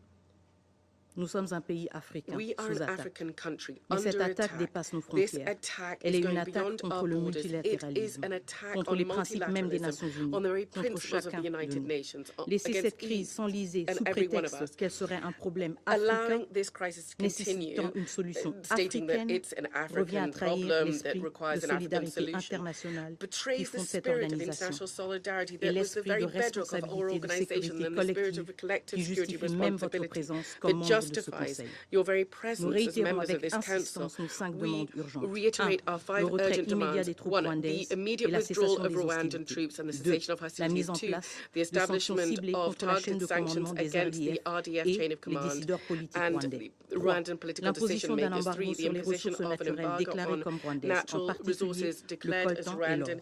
4. La 4. révocation du Rwanda The en tant que withdrawal of contributeur Rwanda de as troupes a aux troop Nations Unies. contributing On country ne to peut the être à la UN. fois One agresseur cannot be et the prétendre aggressor jouer un and rôle claim dans la to promotion play de la a paix. role in promoting 5. peace. La 5. transparence Total totale sur les transferts transparence d'armes au on Rwanda. arms Ces transfers from transferts doivent Rwanda. être These arrêtés transfers must immédiatement be pour stopped empêcher qu'ils immediately continuent à to alimenter prevent la them from violence continuing et to fuel l'instabilité. violence and instability. Monsieur le Président, nous Mr. sommes ici President, parce we're que here c'est ici que because le monde doit here gérer ses the défis. world C'est needs ici, to si ce resolve Conseil its échoue, differences and la face rue its va s'en challenges. charger. If the Comme vous le savez council très bien, fails, la rue n'a pas d'ordre, ni de then tempérament. it is the Il y a street 48 that is heures going devant to ce take Conseil de charge. sécurité, And as nous you avons une know, nouvelle there's no fois attiré order, votre attention sur no la calmness déclaration on de the guerre du streets. Rwanda 48 contre hours nos ago, pays. the Une balle for qui the frappe dans Security le Council, cœur we ne saurait once laisser again le drew your reste du corps attention to indifférent. the La declaration of République war démocratique of du Rwanda Congo est against en my guerre et country. face à cette agression, A shot has been l'inaction launched collective into the semble heart, malheureusement embraser and cette the Democratic situation Republic of jusque Congo dans is sa at capitale. war. Je And réitère ainsi collective encore une fois que le inaction gouvernement de la faced République with this, démocratique du Congo unfortunately, is just condamne avec fermeté spilling toute over attaque contre into les the missions diplomatiques capital. accréditées Indifference en is not an République option. The démocratique du Congo. Council must Cependant, not remain l'indifférence n'est plus une option. Ce passive. Conseil ne devrait se The permettre de rester council passif, must car chaque not jour sans réponse do this, because concrète each day fait grandir without le a prix du specific silence. Le concrete moment est venu response pour ce Conseil means that de démontrer silence son courage just et son becomes engagement. louder. The L'histoire time has come for the retiendra vos council choix. to demonstrate Que its cette courage and assemblée its soit le commitment. rempart de la justice This et de la chamber dignité needs humaine. to Je be vous the remercie. rampart of justice and human dignity. Thank you very much indeed. I thank Her Excellency Ms. Kaikwamba Wagner for her statement. I now give the floor to the representative of Rwanda. Mr. President, thank you for giving me the floor. I would like to once again commend Algeria's able leadership of the Council for the month of January. I'm grateful for your invitation to participate in this important meeting and thank all the member states that spoke before me. I'd like to recognize Ms. Viviane van der Perry, Deputy SRSG. I also recognize Honorable Teresa Kaikwamba Wagner, DRC Minister for Foreign Affairs. I also would like to recognize the participation of the representatives of Angola, Uruguay, Zimbabwe, Burundi, South Africa, Guatemala, and Senegal. Less than 2 days ago, this council gathered to discuss the ongoing situation in the eastern DRC. Since then, it has rapidly evolved. On 26 January, the M23/AFC rebel group is reported to have taken over the city of Goma. This triggered retreating forces from DRC coalition to attack and shell the Rwandan territory. Rwanda condemns in the strongest terms these attacks on the town of Rubavu in the northern province, which killed 5 people, innocent Rwandan civilians, and left another 35 injured. This indiscriminate shelling is unacceptable war crime, and further proof of the necessity of maintaining Rwanda's defensive posture put in place precisely to prevent this kind of threat. I would like to recall that these attacks are not the first, but the latest of a long list of provocative actions by the government of the DRC. I'd like to also recall that Rwanda has always shown restraint and sought to engage the DRC in dealing with the root causes of insecurity in the region and along our common border. Rwanda will always stand for peace, as we have the most to lose in the continuation of this conflict. I have always emphasized that Rwanda knows the dividend of peace. We suffered insecurity. Our nation was almost a failed state. So we have worked hard to build peace and to work for peace in the region. So we are strongly committed to peace, peaceful coexistence, and a peaceful region.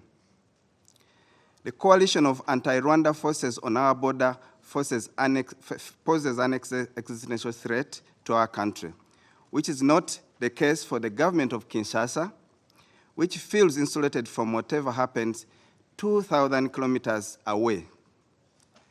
The border of Rwanda is 2,000 kilometers away from Kinshasa. A shell from across in DRC that falls on Rwandan territory falls on a very densely populated villages, and lives are lost. Even one bullet takes a life. Those in Kinshasa will not stay awake when such insecurity happens. So we are very serious when we talk of an existential security threat to Rwanda. Mr. President, the action of this coalition are equally devastating for Congolese. Rwanda is providing humanitarian relief to incoming refugees together with the help of international partners on the ground. A temporary refugee camp has been set up in Rubavu to provide further assistance and shelter to those who are displaced.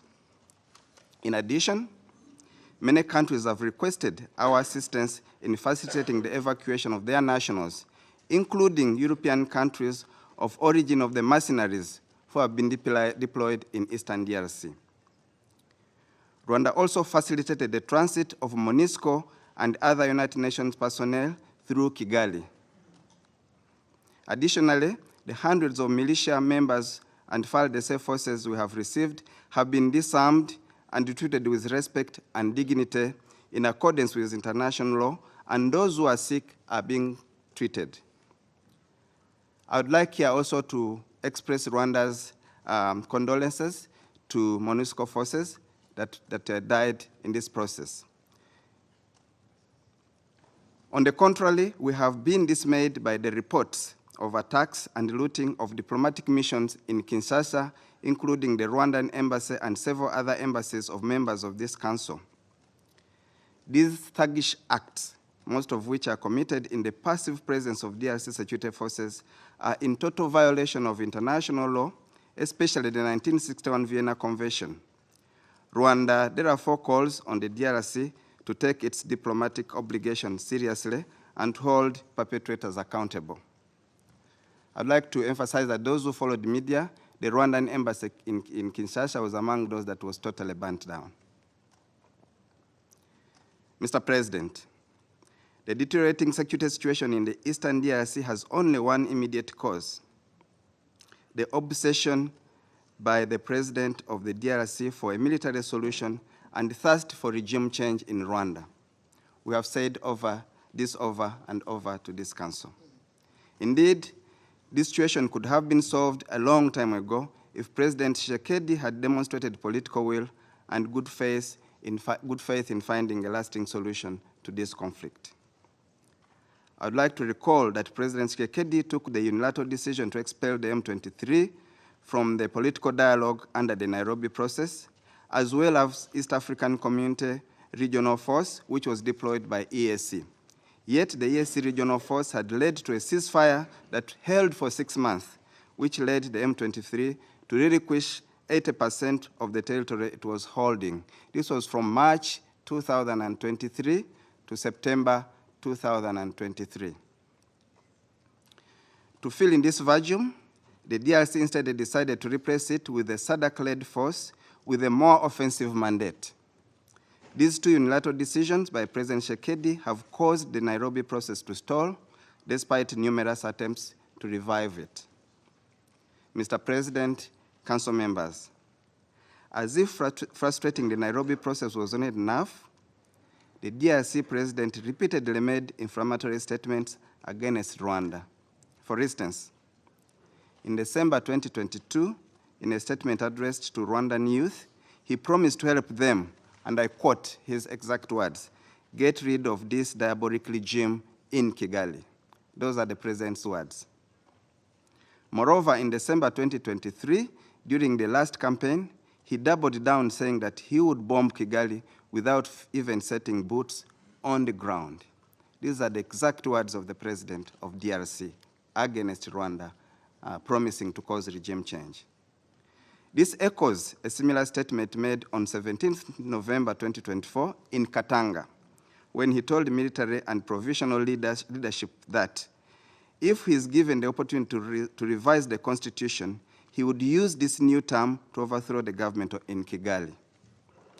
Those are clear and constant threats that Rwanda will never take lightly.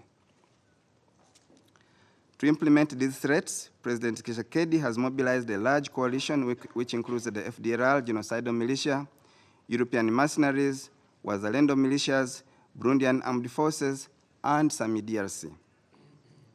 Council members, consequently, Rwanda calls on all foreign forces deployed in the DRC to withdraw from this coalition only aimed at harming Rwanda. I wish to stress that the international community, including some members sitting in this council, have their fair share of the blame in what is happening today in the DRC, at least to condemn even threats of regime change from one member state to another. You also chose to turn a blind eye on these inflammatory statements and the build-up of the aforementioned military coalition, never once condemning the regime change agenda behind them. Mr. President, Council members, Rwanda remains committed to the Rwanda process, given important milestones that were achieved in the process that was led by President Lorenzo and Angola. And one of the milestones, the adoption of a concept of operations, the CONOPS, of the harmonized plan for the neutralization of the FDLR and lifting Rwanda's defensive forces, and a ceasefire that was agreed and was holding from August 2024. The remaining security issues between Rwanda and the DRC was the AFC M23 question. This question was therefore to be addressed. Unfortunately, in the ministerial meeting of 14th December, the DRC categorically refused any commitment of dialogue with the AFC M23. This then prevented a consensus on a draft peace agreement to be signed the following day by heads of state. Therefore, the only solution was to postpone the summit, as Rwanda is not interested in just a photo op. The heads of state were going to Angola for only one agenda item, to sign an agreement that should have been agreed. Mr. President, Rwanda deploys the intensification of hostilities between the Congolese coalition and the AFC/M23 since the breakdown of the summit. More worrying is the intensive shelling by FDLR, FARDC, from densely populated areas, including IDP camps, towards other populated areas held by AFC and M23. In order to bring about peace in Eastern DRC, Rwanda calls on the following. 1, the full implementation of mainly the neutralization of FDLR, which will lead to the lifting of Rwanda's defensive measures. 2, beyond the CONOPS, Rwanda calls on the withdrawal of foreign troops, part of the Congolese coalition, and we call for European mercenaries to be repatriated and be held accountable. 3, Rwanda believes that MONUSCO can be useful in restoring peace in Eastern DRC by stopping its support to a national army with a regime change mandate, as well as its support to a UN-sanctioned genocidal force and European mercenaries. Rwanda also reiterates its position that it has no hostile intentions against MONUSCO, despite its total failure over the past 26 years. 4, Rwanda believes in the strict adherence to the ceasefire of August 4th, 2024 by all parties. which would allow for a favorable environment for direct dialogue between the DRC and the M23. In this regard, I want to inform you that His Excellency President Kagame spoke with his counterparts from South Africa, His Excellency President Ramaphosa, yesterday. This positive conversation, held in a cordial atmosphere, was productive as it supported the already agreed ceasefire and the resumption of political talks, including with the AFC and M23. I also wish to inform you that tomorrow there will be a virtual ESC summit convened by His Excellency President Ruto on this very question. Before I close, I would like to mention that the DRC government has just claimed that there are Rwandan forces that died in DRC. I want to say that this is categorically not correct. If it was correct, DRC would have provided evidence. I don't think they have that evidence. If they have evidence of any Rwandan soldiers who have died on DRC soil, they should produce that evidence, which I'm sure, I know 100% sure, is not available because that's not true. In closing, Rwanda is committed to the pursuit of a political solution to the conflict. However, we believe that the Rwanda process must not be personalized or taken as an end in itself, but as a tool to resolve security concerns between Rwanda and the DRC. Both the Rwanda and Nairobi process urgently require new impetus in order to achieve sustainable peace and stability for all the countries in our region. We hope that the recent engagements will work towards that goal. I thank you, Council members. I thank the representative of Rwanda for the statement. I now give the floor to the representative of Angola. His Excellency Ambassador Amar Benjama, President of United Nations Security Council for the month of January, distinguished members of the Security Council, we welcome the presence of Her Excellency Teresa Kayakwamba Wagner, State Minister, Minister of Foreign Affairs, International Cooperation and Francophonie of the Democratic Republic of Congo, DRC, and Ambassador Ernesto Remusillo, Permanent Representative of the Republic of Rwanda to the United Nations. We thank Mrs. Viviane Van Perre, Deputy Special Representative of the Secretary General for Protection and Operations, for her briefing on the latest developments on the ground and for her bravery in keeping high the UN flag under these difficult circumstances.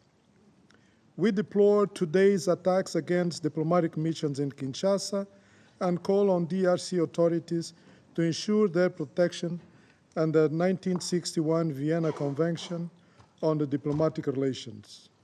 Mr. President, we are at a very critical juncture in the pursuit of lasting peace in the DRC and the normalization of diplomatic relations between the DRC and Rwanda.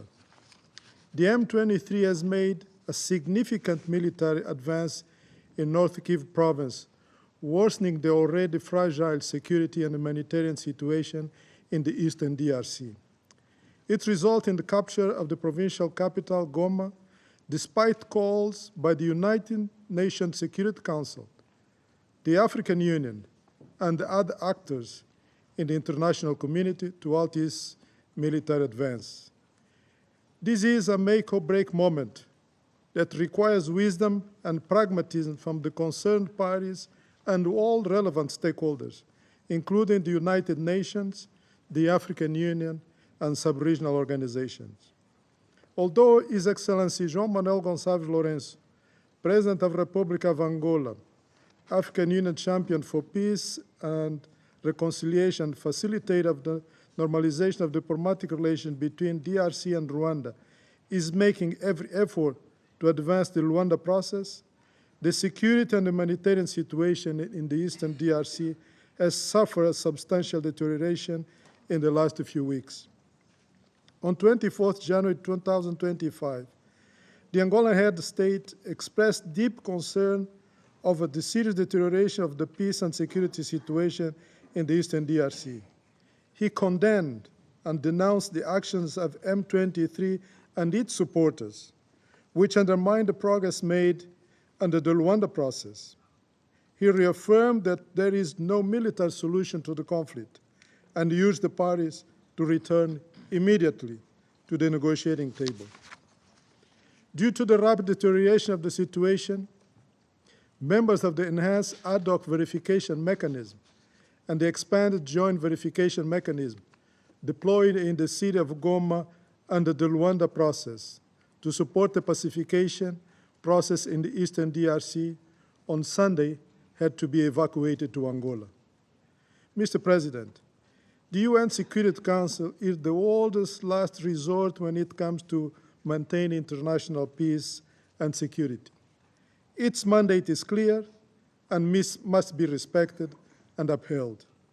Today, we have one simple and direct message to this Council. The conflict in DRC must cease and the warring parties must return to the negotiating table. The ongoing hostilities in the eastern DRC have already claimed the lives of thousands of civilians and injured many others.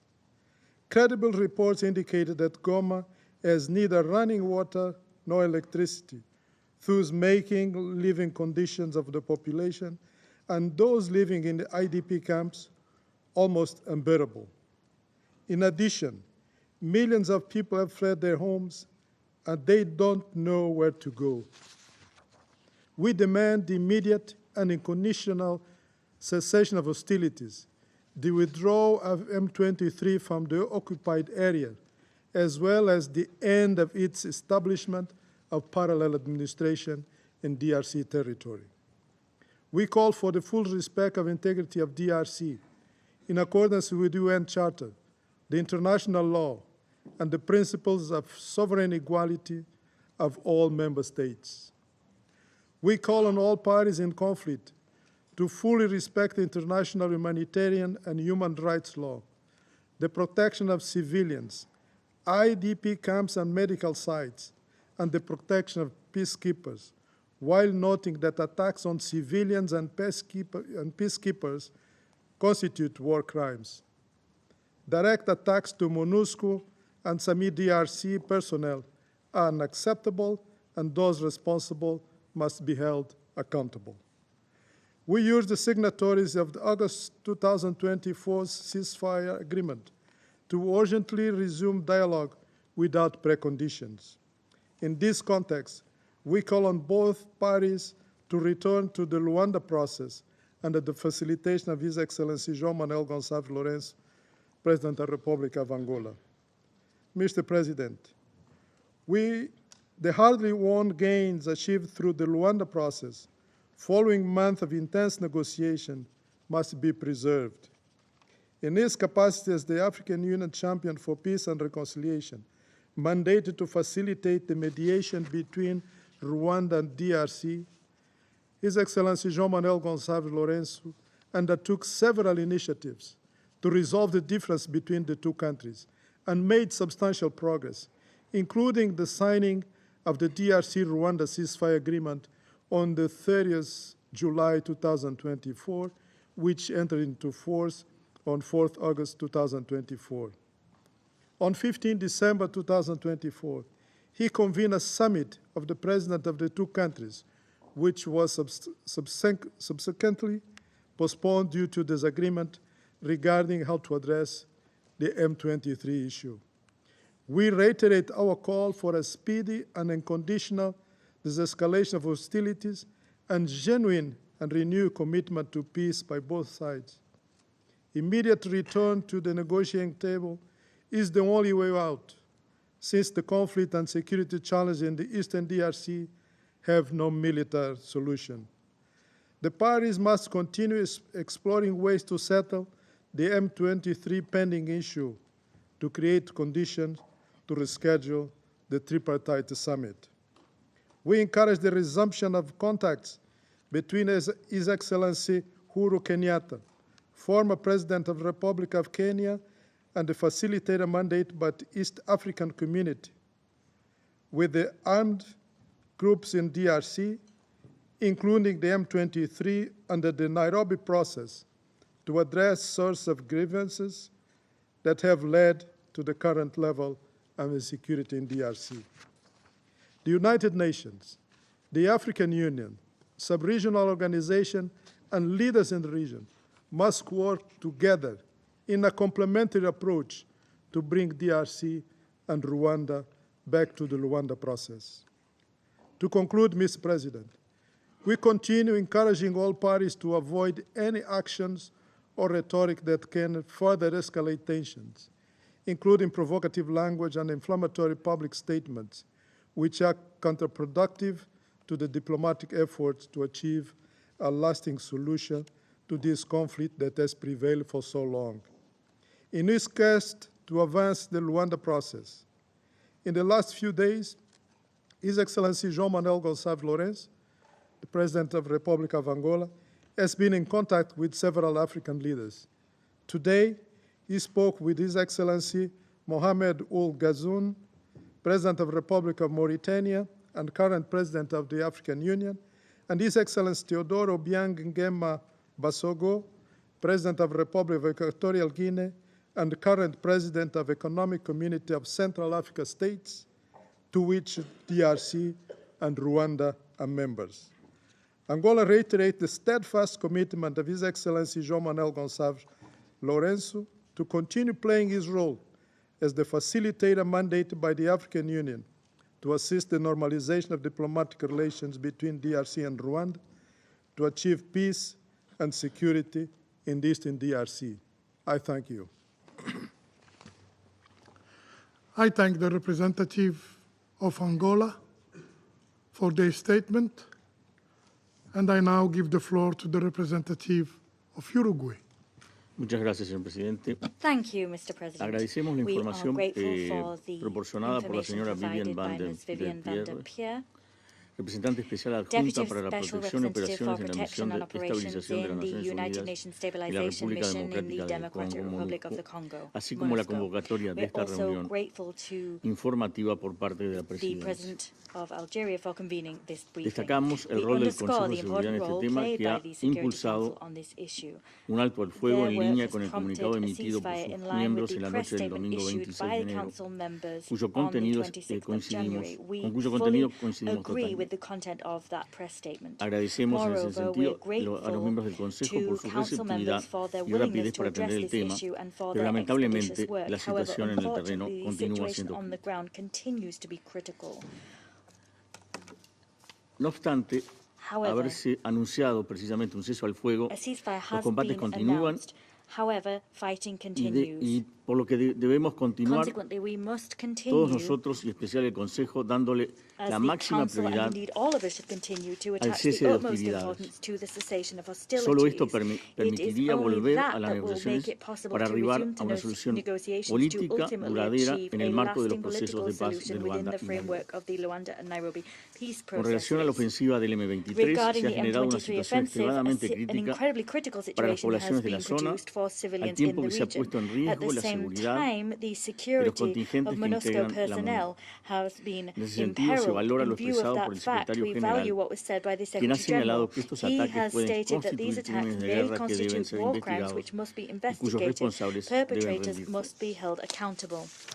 Ante esta situación, pedimos su condena y que el Consejo de Seguridad tome la condena de estas acciones y que el Consejo de Seguridad tome todas las medidas necesarias para lograr que la ofensiva del M23 y aquellos que la apoyan se detengan y se consolide el cese de las hostilidades con pleno respeto a la integridad de las fuerzas de paz.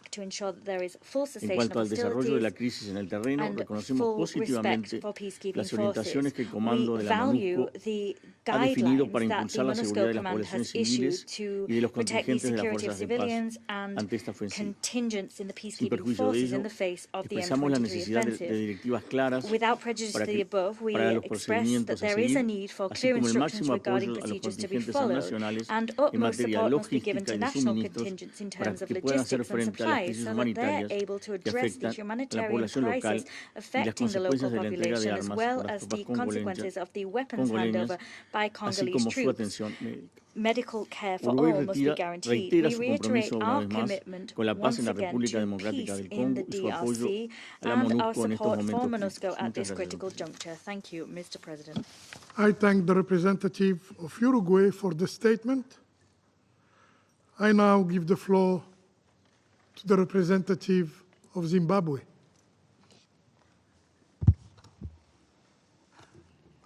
Thank you, Mr. President.